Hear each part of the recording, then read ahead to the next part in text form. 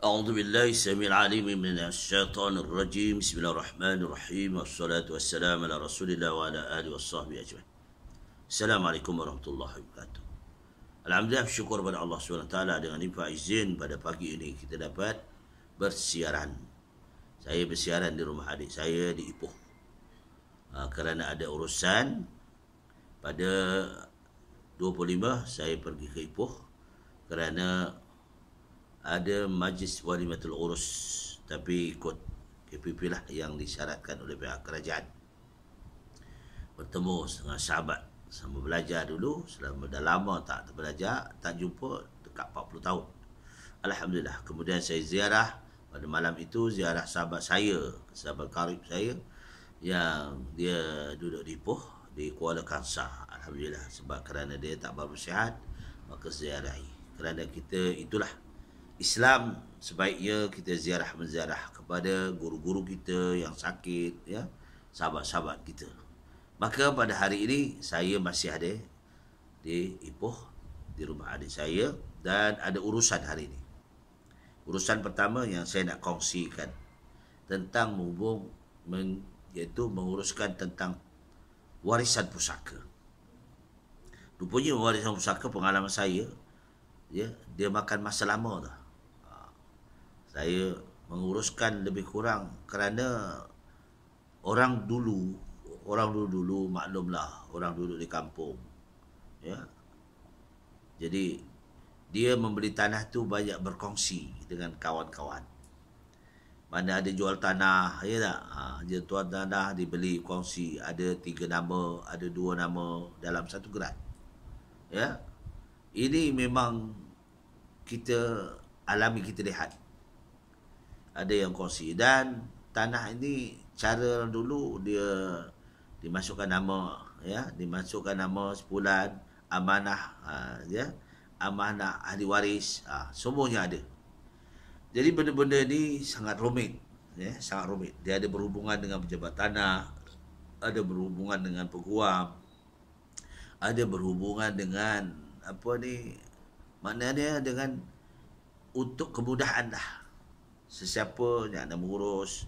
Sebab bila saya pergi pejabat tanah di Ipoh, ya, ibu pejabat, ramai di antara pewaris-pewaris tak ambil peduli pun.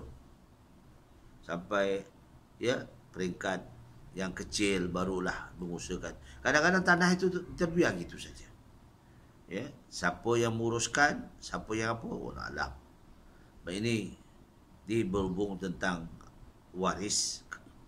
Jangan kita menyalahkan mak bapak kita, ya, tapi kita yang kena faham. Dulu tahun 70-an, tahun 60-an, waktu tu susah, ya, bukan susah macam mana, beli tanah ni sebidang macam mana pun, tetapi masalahnya untuk pengurusan ni kadang-kadang sukar sikit, ya, dengan kenderaannya payah, dengan hubungan payah. Sekarang ni mudah, ya, sebab kita boleh, ya, pergi di mana saja pejabat tanah, dia ada bicara sumpahnya, apa semua dah selesai. Tapi kadang kita mengusahakan ini sebagai satu perkongsian. Ya, setelah saya balik, saya bertugas di negara Brunei Darussalam selama 27 tahun. Bila saya balik ke Malaysia, saya tengok tanah-tanah pusaka, ya, tengok kesian, ya, orang tua berusaha, bapa kita berusaha mendapatkan warisan-warisan tu, kemudian bukan ada terbiar gitu. Tapi saya berfakat dengan adik-beradik kerana ini cara kaedah kita kena berfakat. Pergi pejabat tanah peringkat pertama macam mana, kedua pertama, sampailah hari ini, ya, Mazrullah boleh nampaklah sikitlah boleh lebih, ya, urusan ni makin selesai. Dan alhamdulillah pada hari ini saya nak bertanya pejabat tanah, sebab tanah geran ini ada dua cara. Satu geran yang bernama geran hitam. Geran hitam ini kalau berurusannya dia mesti dia ibu pejabat besar di Ipoh, kalau di Perak lah, ya, pejabat besar. Maknanya dia tanah yang ada hubungan antarabangsa. Dia kena daripada Ipoh Kita urusan di Ipoh, kita tengok buku, buka buku sana macam mana, nama siapa sebenar apa semua. Kita berurusan, terus kita bawa ke Tapah. Dia Tapah, urusan di Tapah. Ini kalau tanah Geran Hitam. Ini pengalaman saya ni. Daripada Tapah barulah ke Teluk Intan. Jadi semula-mulanya kita kena tumpukan daripada Teluk Intan dulu. Kita buat permohonan untuk kita mengadakan bicara sumpah. Ni. Jadi kita ambil borang DDA. Nama borang tu nama borang DDA. Ini secara ringkas pengalaman saya. Kalau kita tak tahu memang pening kepala lah, kena tanya. Ya, jadi pengalaman. Jadi pengalaman ini saya nak kongsikan. Sebab itu ramai orang tak tuntut tanah. Tapi tak tahu siapa. Tuannya siapa tak tahu. Ni. Bila kita tanya. Jadi kadang-kadang tanah ini kita ni ada je di antara orang tu, ada yang amanah, ada yang tidak amanah, ya tak? Yang tak amanah kadang tanah warisan tu kita punya dah diambil orang lain, dah nama orang lain. Ni berlaku. Dia berlaku.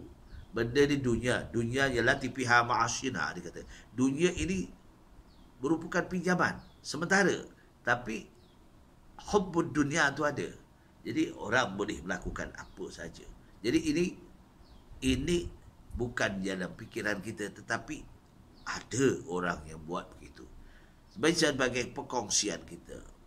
Ya, kita sebagai waris kita usaha siapa di mana, ya. Sebenarnya yang paling mudah, kita ni pemberian pusaka ni eloknya paling mudah. Ada dua kaedah. Satu kaedah dinamakan kaedah hibah. Ya, hibah ni masa kita hayat kita dah salinkan nama-nama, ini bahagian kamu, ni bahagian kamu, ni bahagian kamu. Itu tak ada masalah. Andai kita inna lillahi wa inna ilaihi raji'un, selesai. Cara hibah. Mana hibah? Mana kita gunakan pusaka tu tapi kita dah masukkan nama-nama pewaris kita. Itu secara hibah.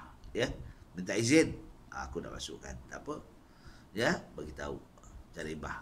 Guna Suruhjaya sumpah. Boleh. Tak ada masalah. Itu ada bukti. Ya, ada sainnya, ada capnya, ada semua ada. Okey, di dunia sekarang ini dunia maya mudah. Mudah hari ini. Hari ini mudah. Kalau dulu memang tak ada, benda-benda susah. Ya. Tapi inilah kita usahakan. Ya, usahakan. Ataupun cara kedua dinamakan setelah kita inna lillahi rajiun, kita dah kembali ke rahmatullah, macam inilah yang saya usahakan ini. Jadi kita kena mengusahakan kerana itu warisan. Warisan pertama adalah anak. Ni anak. Kena mengusahakan. Jangan kita salahkan ayah kita apa, jangan. Apa tak tuan dah, jangan. Itu kebetulan dia pun tak mahu macam itu, tapi Allah dia yang menentukan ajal, jodoh, rezeki Allah. Kena kita yakin. Semua ya. Dia. Tapi kita kena buat ini sebagai satu usaha. Baik. Kalaulah kita dah pergi pejabat tanah, kita tengok buku besar. Buku besar. Sekarang ni tengok buku, buka buku pun kena bayar. Semua kena bayar. Sebab ni dunia maya hari ni. Semua kena bayar. Sebab itu dalam simpanan dijaga oleh pihak bahagian pentadbiran. Jadi bahagian tanah. Kalau tidak, buku kita kat mana-mana kita tak tahu. Jadi buka, okey. Peraturan itu gitu. Lepas tu, kalau dia tanah hitam, geran hitam, dia lain caranya.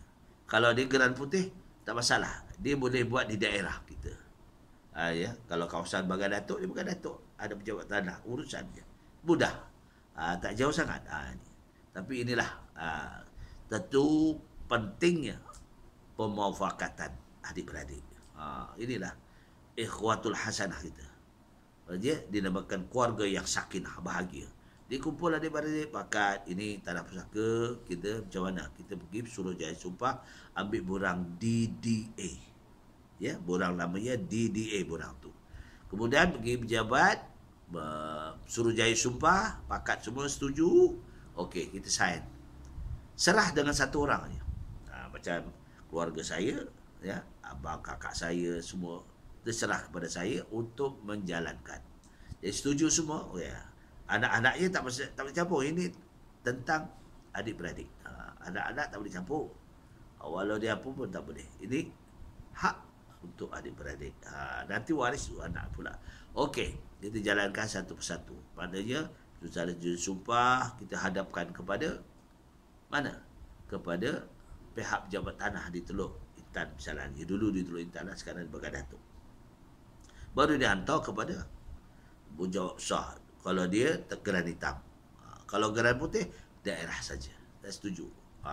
Lepas tu, pihak pejabat tanah akan panggil kita secara dinamakan bicara sumpah. Dia wakil lah. Wakil. Kalau dia sudah setuju, kita jalankan. Jadi kita saja, tak payah datang semua. Wakil je seorang. Ini pengalaman. Ini dia dikehendaki oleh pihak bagi peguam penjurujaya sumpah. Saya nak kongsikan saja ni. Yang orang yang jalankan tu alhamdulillah selamat. Ya, menguruskan. Orang kadang-kadang naik turun tak tahu. Benda ni kena saya kongsikan hari ini untuk kemudahan siapa-siapa yang mengikuti saya punya YouTube ini. Ni ya. Supaya kita ada jalannya. Kita tengok dulu, pertamanya kita tengok dulu buku. Buku catatan, iaitu buka buku tu di mana? Di pejabat tanah. Kalau daerah-daerah, kalau kalau geran hitam di ibu pejabat besar di Ipoh. Jadi kita buka. Ada namanya. Okey, kita ambil nombor. Nombor lot dia kita ambil ya. Lot dia lot apa? Kemudian nombor geran, tu kena kita ambil. Untuk nak ditulis di mana?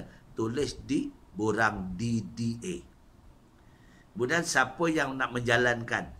Siapa nak menjalankan? Serah pada satu orang. Untuk mudah. Tak payah. Kita kadang-kadang ada uzur-uzur, ada usia-usia ni ya. Jadi kakak saya, abang saya, ya, serah pada saya.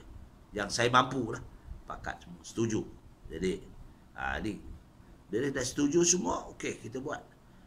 Laksanakan. Bila bicara sumpah, nanti, sebab dah setuju, borang DDA dah isi, dah disetujui oleh pejabat tanah akan dipanggil. Siapa yang dipanggil? Nama yang menjalankan itu. Melaksanakan macam saya lah panggil. Bila panggil, kita bawa lah 2 orang ke 3 orang daripada ahli waris datang. Angkat tangan bersumpah ini di hadapan peguam, ya, iaitu Suruhjaya Sumpah. Ini dah peraturan. Peraturan jadi ada undang-undang.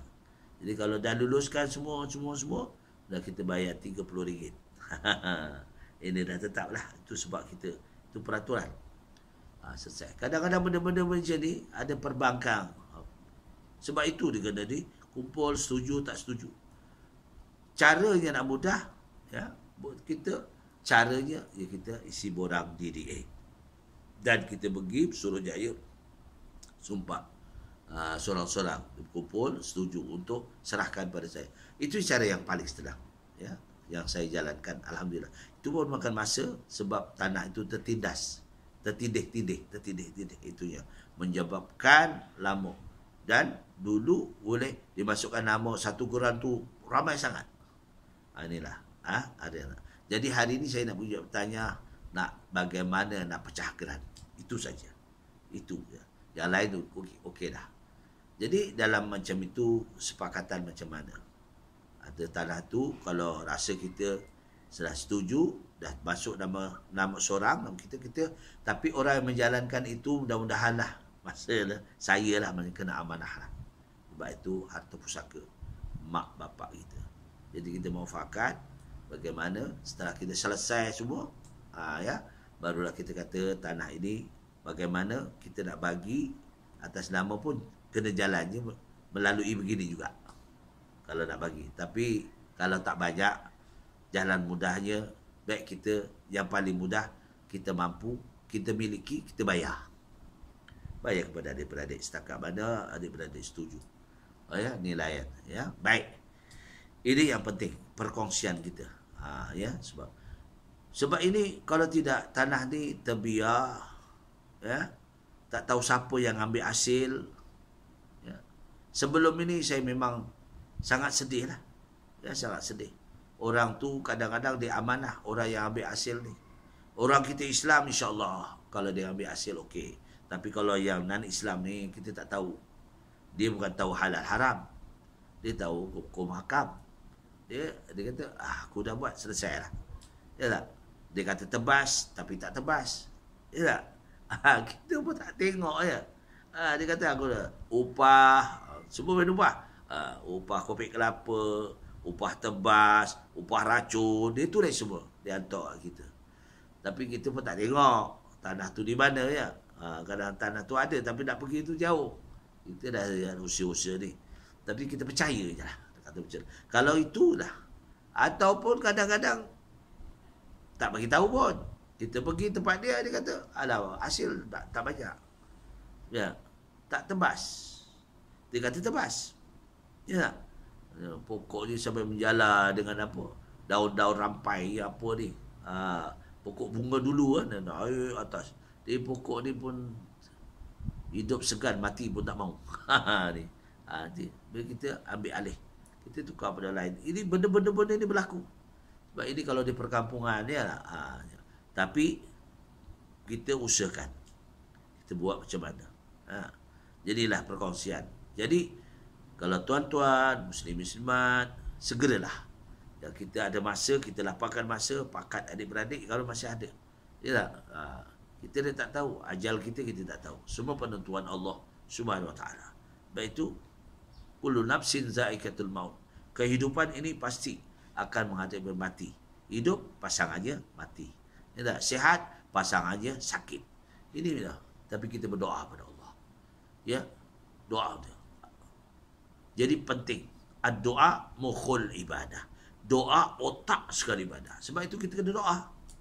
Hari-hari kita berdoa. Ya tak? Jadi bila kita berdoa pada Allah, Allah bagi bagaimana pemikiran kita, bagaimana ya Allah akan bagi hidayah kepada kita. Ini penting. Sebab itu segala pengurusan mudah-mudahan ya. Ini yang mukadimah yang pertama, insya-Allah akan datang kita akan sambung tentang pembahagian pusaka ke macam mana. Ni.